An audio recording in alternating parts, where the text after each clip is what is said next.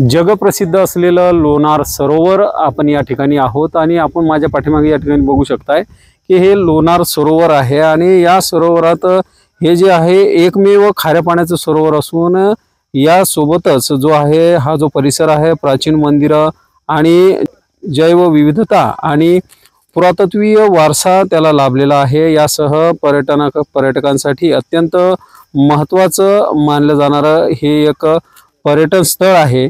मात्र या ठिकाणी आवश्यक असलेल्या पायाभूत सुविधा ज्या आहेत अद्यापही नसल्यानं या ठिकाणी पर्यटक जे आहेत ते वळत नसल्याचं बघायला मिळते आहे।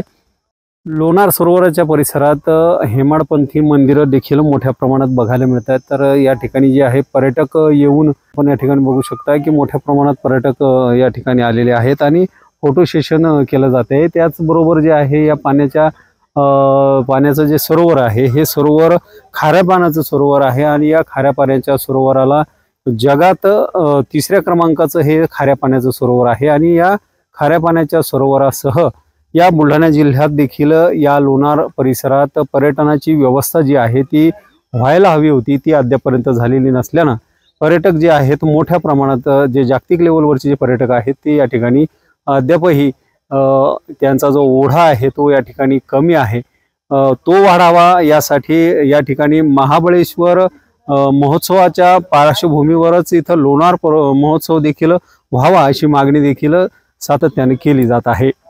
दीपक मोरे, नवराष्ट्र, बुलढाणा।